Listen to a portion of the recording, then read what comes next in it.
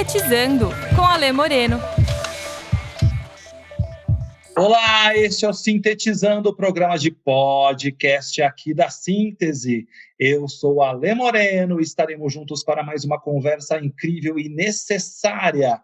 Mas antes eu peço que você siga a gente aqui no YouTube Síntese DH e também no Instagram Síntese_Educacão. Se quiser ir além, LinkedIn Síntese Educação Corporativa, lembrando que síntese é sempre com Y. Hoje eu estou com o meu querido Caio Rueck. Ele vai me ajudar depois a falar o sobrenome dele, que tem toda uma nuance alemã nessa história toda. E a gente vai conversar hoje aqui sobre gestão de projetos. Mas antes de falar sobre a gestão de projetos, eu queria dar um passo anterior, obviamente, e perguntar para você, meu querido Caio, quem é você e como pronuncia o seu sobrenome? E aí, Ale, tudo bem? Bem legal estar aqui junto com você nesse bate-papo. Na realidade, o meu nome já foi tropicalizado faz tempo, virou Rueg. Mas, originalmente, meu avô era suíço, na parte de Zurich. Então, teria que fazer um biquinho no U, porque antigamente tinha um trema nesse U. Então, ficaria Rueg. Mas, tranquilo, Rueg, mais do que já entendido e tropicalizado. Cara, não vou dizer que eu sou uma esfinge, mas eu tenho uma formação bastante heterodoxa. Eu digo isso porque, acredite ou não, eu tenho uma graduação em biologia, olha só, e depois eu acabei mudando radicalmente, usando um pouquinho a palavra da moda, pivotei geral e acabei indo para a área de administração e acabei caindo na área de gestão de projetos meio por acaso, que é o que acontece com a grande maioria dos gestores de projetos.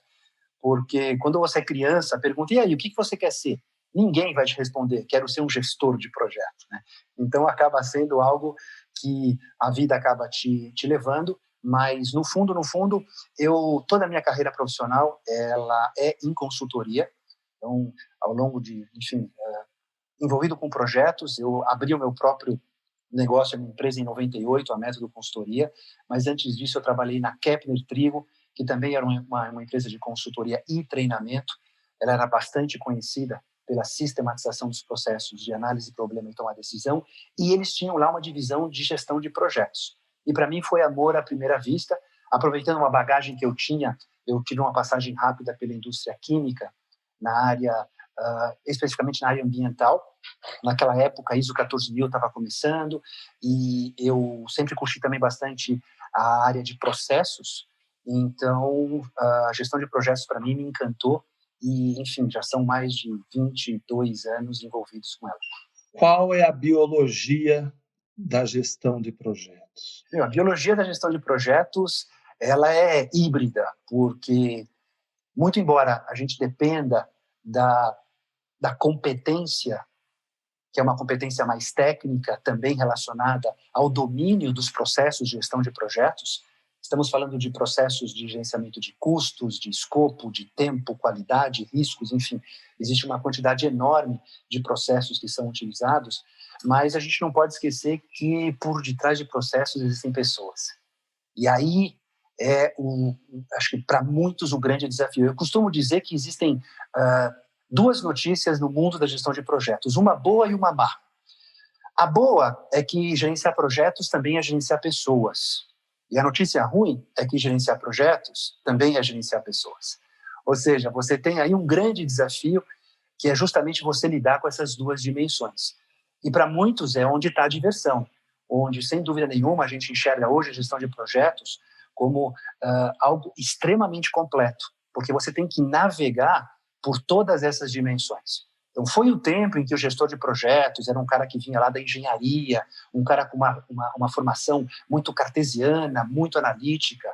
Na realidade, hoje, as empresas estão enfrentando um grande desafio, que é como eu transformo esse cara em um líder de projeto. Eu fiquei aqui pensando nessa história da biologia, e que você traz é ótimo, porque o fator humano está aí, né? O bio. Mas também imaginar, e eu queria entender, você falou de processo, você falou de projeto, você falou de negócio, falou de empresa, falou de gente. Quando eu olho para uma célula, eu estou pegando o gancho dessa biologia aqui para a gente navegar um pouco por ela, porque acho que dá um caldo aqui esse papo. Mas quando você pensa numa célula, ela também tem várias engrenagens, né? Vou dizer assim. Então, você tem lá as mitocôndrias, você tem o retículo endoplasmático rugoso, você vai ter é, uma porrada de coisas que eu não lembro mais os nomes, mas você tem o próprio núcleo da célula. Se você tivesse que fazer o paralelo entre uma célula e um projeto, quem é a mitocôndria? Quem é o núcleo? Quem é o retículo endoplasmático rugoso? Uau, hein? Essa aí foi um revival total, hein? Mas, cara, sem dúvida nenhuma, o núcleo é o core team. O núcleo é a equipe.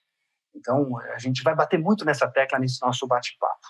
Muito embora eu gosto de enfatizar isso, eu que lá nas minhas origens, eu sempre fui um cara muito de processo. Acho que a minha experiência na Captain Trigo, ela me deixou ou talvez ela acabou ressaltando ainda mais o meu lado analítico. Então, quando a gente fala de processos, a gente está falando de uma abordagem muito estruturada, uma abordagem ordenada. Isso é muito importante, principalmente quando a gente fala que um dos pilares da gestão de projetos é o planejamento. E o planejamento tem muito essa pegada de ordenação, de estrutura, de início, meio e fim, o que é muito importante quando a gente fala, naturalmente, de gerenciar os nossos empreendimentos, as nossas iniciativas. Por outro lado, quando a gente olha para o núcleo de todo esse trabalho, caramba, a gente está falando do project manager, a gente está falando de todos os colaboradores, principalmente, Ale, num contexto onde cada vez mais a gente fala de um trabalho colaborativo. Então, se no passado existia uma pegada ainda com resquícios de um certo ranço de autoridade, onde o PM é o cara, ainda numa gestão muito fundamentada naquele comando e controle, caramba, isso já não existe já faz um bom tempo. Então, sem dúvida nenhuma, núcleo é todo o core team que precisa entender que não basta fazer a sua parte. Eu venho escutando muito isso, né, dos gestores. Caramba, mas espera um pouquinho, se eu vejo aqui todas as minhas áreas dizendo que fizeram a sua parte, caramba, por que raios a gente não conseguiu chegar no resultado? E a resposta é evidente, porque já não adianta mais cada um fazer a sua parte. Então a gente olha para esse novo, enfim, novo entre aspas, né? A gente tem discutido essa questão de uma liderança cada vez mais colaborativa. O líder não é mais aquele cara que tem todas as respostas, né? É aquele cara que sabe fazer as perguntas, é aquele cara que reconhece que é o momento de dar um passo atrás e permitir que outros colaboradores da equipe assumam, num determinado momento, essa liderança. Então, o desafio é enorme e, sem dúvida nenhuma, a resposta está no núcleo da célula. Fiz você recordar um pouco a biologia aí, pensar um pouco. Foi uma viagem no tempo, viu? Uma viagem no tempo, mas cabe uma boa brincadeira aqui, né, para a gente pensar nisso. Você também disse que a vantagem, o fato da gente ter gente, mas também o que nos assusta é o fato de ter que fazer gestão de pessoas. Onde que a gente esbarra em projetos e em comportamento humano? Assim? Que comportamentos fazem com que esse projeto andou, fluiu e deu certo? E que comportamentos que podem ter ser os mesmos, imagino eu, fazem com que esse projeto naufrague? Eu acho que um dos principais pontos dos naufrágios é o protagonismo. É realmente aqueles que querem assumir um papel de uma, digamos, de uma imagem de líder que já não existe mais. Mentira, existe, mas sem dúvida nenhuma já num contexto muito defasado, e não entende a importância de usar cada vez mais a primeira pessoa do plural no sentido de nós fizemos, é um esforço conjunto. Estamos falando de uma abordagem colaborativa, estamos falando de um trabalho que jamais seria bem sucedido se não tivesse o apoio de todos aqui. E a gente sabe, naturalmente, que o nosso mundo corporativo ele pode ser bastante competitivo. Então, Ale, eu acho que essa sua pergunta está muito relacionada com a própria cultura da organização, né? Porque a cultura, aquela empresa que estimula uma gestão em termos de competitividade, colocando departamentos contra departamentos, claro que vai ser muito difícil a gente observar essa abordagem colaborativa, porque às vezes você já deu para perceber que eu adoro falar sobre o tema, é algo que me encanta, e quando a gente começa a falar sobre isso, muitas vezes com meus clientes, Às vezes eu até pergunto, você pode estar achando que o que eu estou falando parece muito romântico, né? Porque muitas vezes é isso, a gente fala de liderança colaborativa, quase uma coisa meio utópica, né? E às vezes até eu recebo algumas provocações, Caio, vem passar uma semana com a gente, né? Para você ver o que acontece por aqui. Então, sem dúvida nenhuma, claro, para a gente, e, enfim, eu tenho certeza que você também enfrenta essa mesma situação, somos consultores externos, né? A gente tem uma outra perspectiva da organização, mas a gente percebe que, caramba, o speech, o discurso, ele pode ser muito bonito, mas no dia a dia você percebe as ilhas, você percebe os feudos, você percebe a dificuldade de você conseguir trocar informações, né? Então a gente percebe que o grande desafio é como eu faço a gestão de projetos algo multidisciplinar. Ou seja, o fluxo de comunicação ele já não é mais vertical, já faz um bom tempo. Então, no momento em que eu horizontalizo esse fluxo de comunicação, eu tenho que trabalhar de uma forma em que realmente as diferentes áreas entendam que o projeto é um projeto da organização. Não é um projeto da área X, da área Y, é um projeto da empresa. E o cliente espera isso, né? Porque o cliente, ele não quer falar, cada vez que muda um tema, não, mas agora você tem que falar com a área X. Não, mas agora é pós-venda. Não, então eu vou te passar o contato da área de engenharia.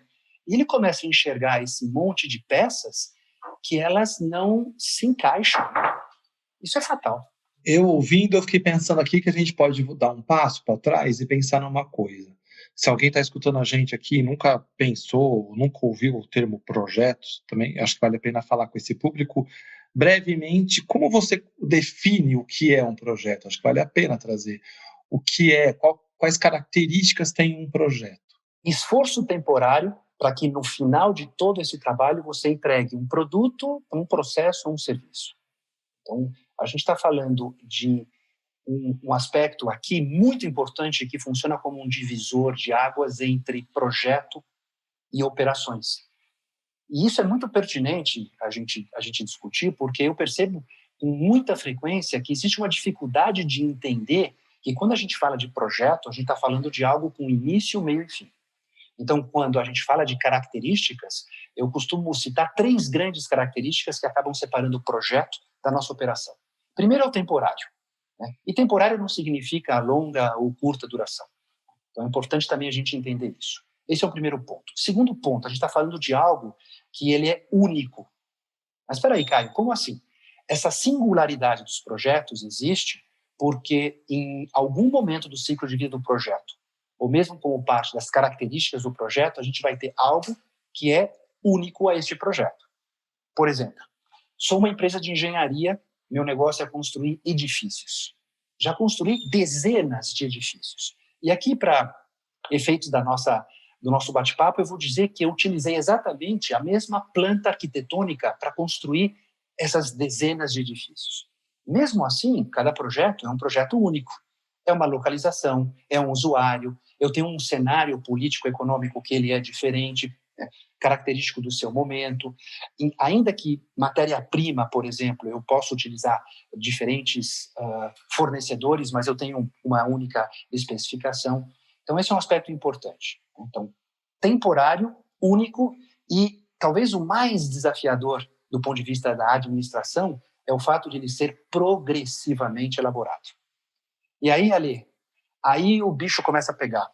Porque a gente tem que entender que o progressivamente elaborado ele é muito importante para que, do ponto de vista administrativo, eu não tenha que mobilizar um mundo de recursos sem que antes eu possa responder perguntas que vão me dizer se eu estou no caminho certo. Ou seja, o progressivamente elaborado está relacionado com o fato de que o escopo do projeto ele começa de uma maneira mais ampla e, à medida que a gente avança, esse escopo ele se faz mais explícito e detalhado.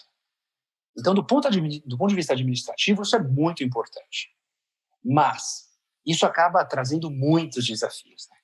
E o principal deles é que a gente acaba se comprometendo com os nossos stakeholders, enfim, a gente acaba assumindo compromissos com o cliente num estágio que a gente ainda não entende bem o que a gente vai entregar lá no final.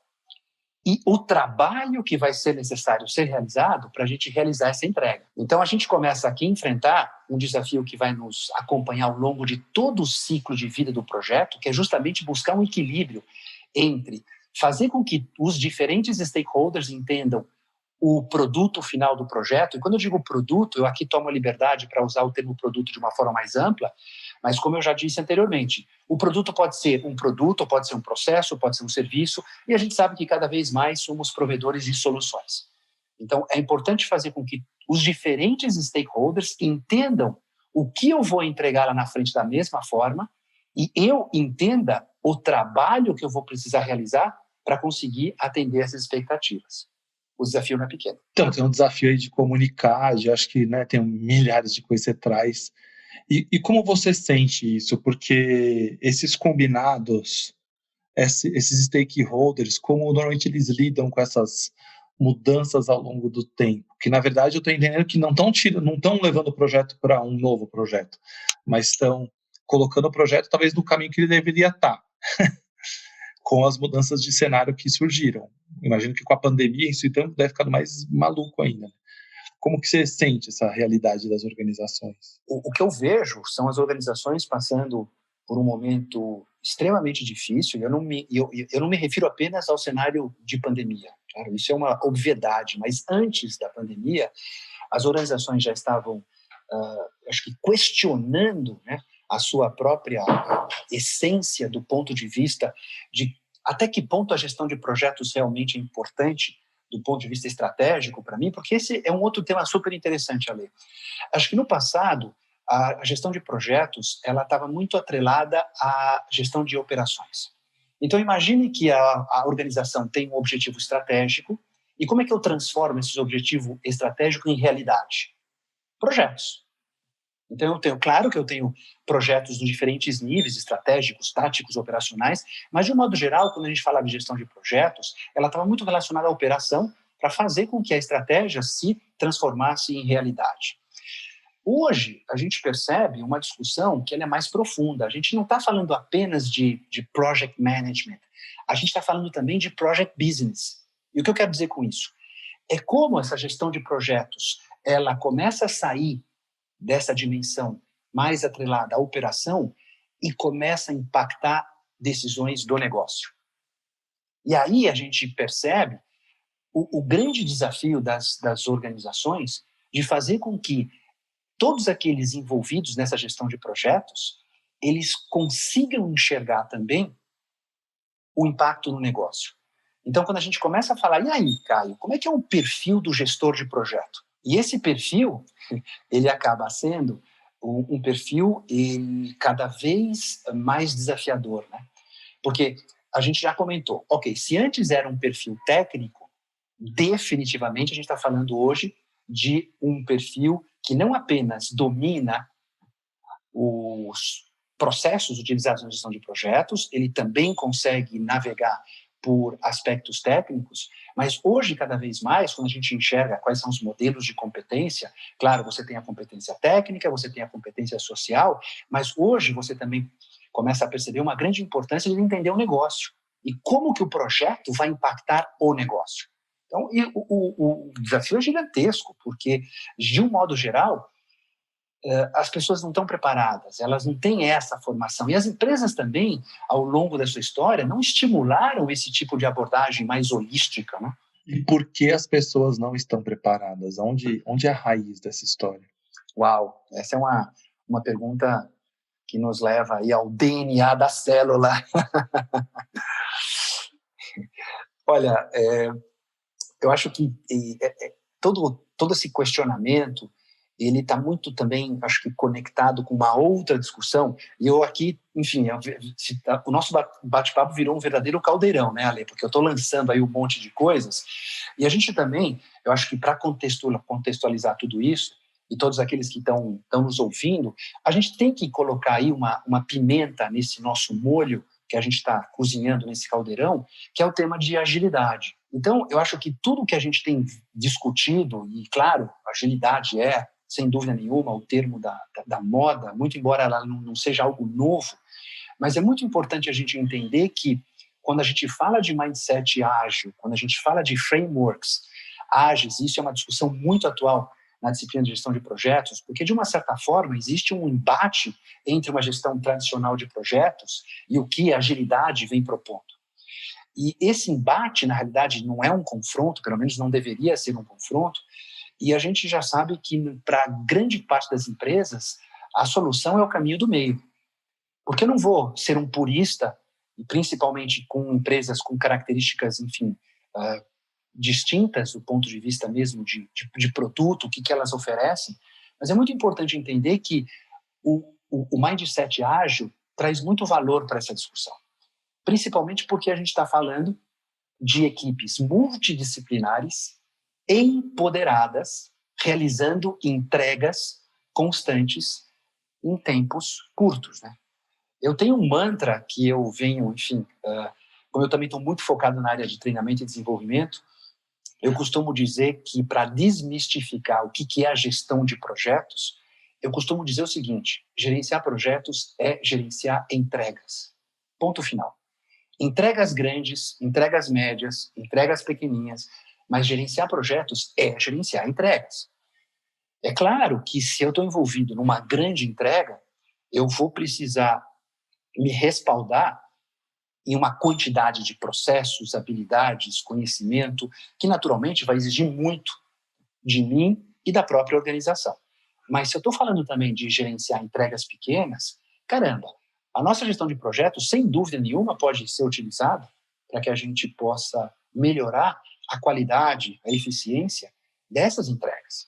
Então, isso também é um aspecto importante para a gente desmistificar a gestão de projetos. Ela não está relacionada apenas a grandes entregas, de forma alguma. Eu aqui, ouvindo você, eu fiquei pensando...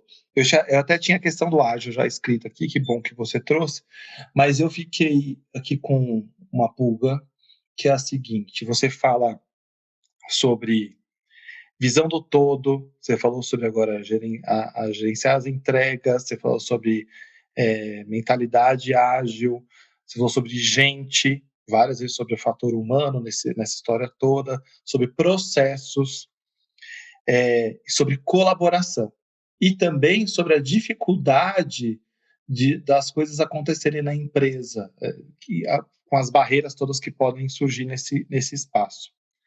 O quanto a nossa educação convida a gente a pensar em entrega, ter visão do todo, ter visão de processo, de ver projetos dentro do ambiente pré-empresa. Pode ser universidade ou pode ser antes. Como você observa isso? Eu vejo uma certa melhora, ainda de uma forma bastante lenta. Eu digo isso, por exemplo, porque eu tenho 2 filhos que se formaram em administração e eles tiveram gestão de projetos como parte das disciplinas que compõem o curso. O que antes, você ainda estava muito restrito a uma engenharia, né? Ou seja, você tinha uma associação muito direta com a gestão de projetos, com algo muito mais técnico. Então, é muito importante a gente entender que, quando a gente fala de gestão de projetos, e as empresas elas perceberam isso já há muitos anos, a gestão de projetos acaba sendo um instrumento para você administrar a busca de resultados. E as empresas perceberam isso já faz bastante tempo. Tirando a gestão de projetos daquele reduto de engenharia e fazendo com que a gestão de projetos fosse utilizada como um instrumento de gestão, ponto. Claro que o foco era resultados. Então, acho que a sua pergunta, ela, claro, nos leva a uma reflexão do ponto de vista de educação, não educação do ponto de vista corporativo, né, mas numa etapa anterior a isso, né?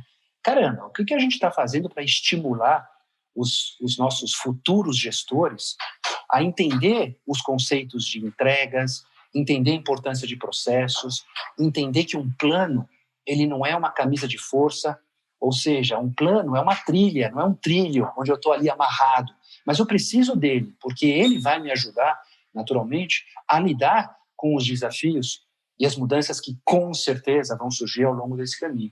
Então, respondendo objetivamente à tua pergunta, eu vejo uma melhora, mas definitivamente muito lenta ainda, para estimular os nossos futuros gestores a entender um pouquinho melhor a importância dessa gestão de projetos. Porque ele vive tudo isso, né? O estudante na universidade, na escola, vive tudo isso que você está falando aqui.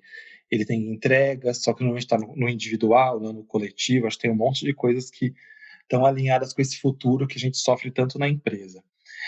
Já embicando aqui para a nossa saída do podcast, mas eu queria, se uma empresa começar, ela vive isso com frequência, né, sobre os projetos, e ela tem que montar um time e tem que começar no desenvolvimento de um produto novo. Por onde ela começaria? Se eu for começar um processo de um projeto, eu não gosto muito do passo a passo, mas só para dar uma visão assim, vai primeiro, isso é necessário você pensar, o 2 é necessário pensar, e qual meio um passo a passo que eu não gosto? Vamos lá. De bate-pronto, a minha sugestão seria, comecem pequeno. O que eu quero dizer com isso? Vamos criar um tubo de ensaio e vamos fazer com que a iniciativa, o impacto que a gente quer gerar dentro da organização, ele comece com um processo de mudança no sentido de vamos escolher uma área que realmente está aberta para realmente fazer esse tipo de iniciativa, para realmente assumir um pouco mais de riscos. Isso significa montar uma equipe multidisciplinar, ou seja, esse projeto piloto, ele passaria por uma escolha de que competências serão necessárias e fazer com que a equipe de projeto heterogênea, ela tenha essas competências. Isso significa a gente entregar autonomia. Acho que essa é uma palavra que a gente vem discutindo muito, né? Claro que a gente usa essa palavra autonomia com outras que vão ombro a ombro junto com elas. Mas quando a gente, por exemplo, começamos falando da importância de uma abordagem colaborativa, essa abordagem colaborativa ela só vai acontecer no momento em que a gente começa a ter transparência e confiança no nosso dia a dia de trabalho. Então, esses ingredientes são muito importantes. Ou seja, primeiro, identificar uma oportunidade dentro da empresa para a gente começar a fazer esse projeto piloto. Escolher essa equipe de tal forma que as competências que serão necessárias para fazer isso acontecer estejam lá dentro. Isso significa dar autonomia e empoderar essas pessoas. E claro que eu vou precisar de um apoio da alta gerência. No nosso mundo de projetos, eu utilizaria aqui uma palavra que é o sponsor, que independentemente de ser padrinho ou patrocinador, mas é uma pessoa que vai conseguir também, de uma certa forma, proteger e blindar a equipe das interferências que são típicas dentro de uma organização. E, claro, tiros curtos. Né? Claro, quando a gente começa a falar de um projeto piloto, não vamos querer abraçar o mundo, não vamos querer transformar a organização de uma só vez. Eu acho que o mundo organizacional está repleto de exemplos de grandes esforços de transformação que acabaram não resultando, justamente porque você melhor do que ninguém sabe que mudar a cultura é um esforço hercúleo e que, naturalmente, isso não acontece no pequeno e no médio prazo. Então, eu acho importante isso, né? Entender que, pessoal, vamos pegar dentro desse tema, vamos desdobrar esse tema em indicadores que já permitam a gente conseguir mostrar para a organização que a gente está conseguindo trazer resultados. Eu acho que esses ingredientes são muito importantes. Você trouxe uma palavra aí que eu acho poderosa, que é a história da cultura, né? A cultura não é um ser imaginário, ela está lá presente e é a somatória de tudo que acontece dentro da organização, obviamente incluindo gente. Porque se essa cultura não for favorável, imagino que remar em direção às entregas vai ser muito mais trabalhoso do que o contrário. Posso estar falando besteira e me corrige, e entendo que o sponsor é alguém que vai ajudar quase nessa interface com a cultura ou as pessoas que representam ou que tem influência grande no negócio, assim, se acelerar aqui vai travar ali na frente, vai ajudando a dar ritmo ou validação a essa caminhada, é isso? É por aí, Ale, é por aí. Porque quando a gente fala de sponsor, eu percebo com muita frequência que existe uma leitura de que o sponsor é o cara da grana, o sponsor é o cara que tem a chave do cofre, o sponsor é o cara que assina o cheque. Ok, essa é uma das atribuições. Mas olhar o papel de sponsor apenas de uma perspectiva financeira é você limitar a importância desse camarada. Esse cara, sim, ele tem um papel... ele é um cara que conhece, supostamente, né, conhece o negócio, conhece o mercado, ou seja, ele é um cara que no momento em que eu, gestor de projeto, eu acabo enfrentando um uma situação que eu não sei bem por onde ir, hey, sponsor, me ajuda aqui, me traz uma luz. Então, ele funciona também quase como um coach, no momento em que ele mostra, nesses momentos em que a gente tem dificuldades de entender exatamente, né, qual o caminho trilhar, ele tem esse papel de apoio, de blindar a organização também, porque do ponto de vista de liderança, evidentemente, todos recebemos pressões, né? Mas ele não pode simplesmente ser aquele camarada que simplesmente repassa a pressão que ele recebe de uma forma muito automática, né? Ele tem que entender que um dos papéis dele é proteger a equipe, estimular a equipe, permitir que eles se desenvolvam também como parte do processo de busca de resultados, né? Esse é o papel do líder. Eu acho que essa sua fala é essencial para quem está ouvindo a gente, de entender, desmistificar, porque de fato normalmente chega o sponsor como alguém do chefe só, e não é, né? Ele é muito mais do que isso, e acho que a relevância dele ajuda a realmente dar ritmo e apoiar nas entregas desse projeto, né? Com qualidade e tudo o que é necessário para esse projeto. Como que as pessoas te encontram, Caio, se alguém quiser contratar você para shows, festas e também para apoiar na construção dos seus projetos, como as pessoas te encontram? Muito legal, Ale. Bem, o telefone da Método é o 11 5533 1799. Também podem mandar um e-mail para o info@metodoconsultoria.com, sem o BR, info@metodoconsultoria.com, sem o BR. E a gente também aqui, juntos, né, Ale? Porque o takeaway aqui do nosso bate-papo é que gestão de projetos vai junto com gestão de pessoas, né? Então, você que é um cara de gestão de pessoas e fala muito sobre liderança, a gente tem que entender que se a gente não lida com esses dois elementos, gestão de projetos, gestão de pessoas junto, o resultado não vai ser aquilo que a gente espera.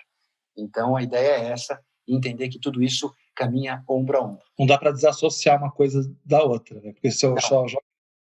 Assim como muitas vezes eu vejo empresas querendo redesenhar processos, achando que o processo escrito vai garantir o cumprimento dele, né? Você já deve ter visto isso. Com certeza. Eu até costumo dizer, os processos, eles parecem perfeitos no papel.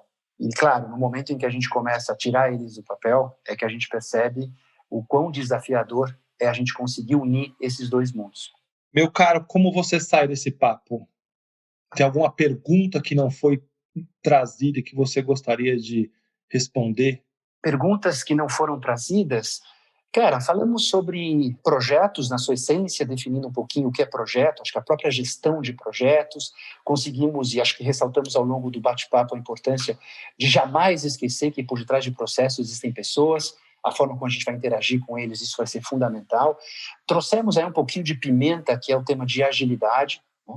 Então, eu acredito que a gente conseguiu dar uma boa pincelada, eu acho que nos principais pontos que vão sendo os grandes desafios das empresas hoje, né? Como realmente utilizar a gestão de projetos como um instrumento de administração de busca de resultados. Esse é o caminho. Então, Caio, eu só tenho que agradecer. Eu vou deixar aqui no YouTube o descritivo que você traz aqui, o seu contato, para as pessoas te contratarem, fazer contato, conversar, discutir, seu telefone. Vai estar tudo aqui no YouTube para quem quiser saber mais, também no Spotify, em todos os canais que assim a gente se conversa, no Instagram, LinkedIn, vocês vão encontrar o Caio.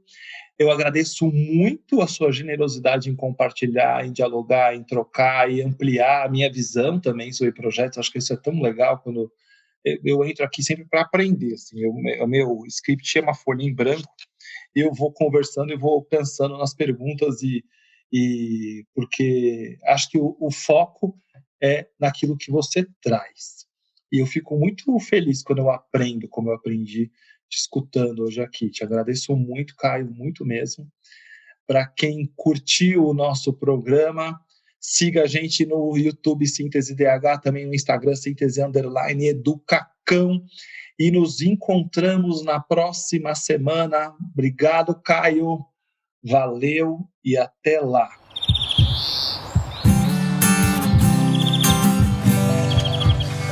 Sintetizando com Ale Moreno.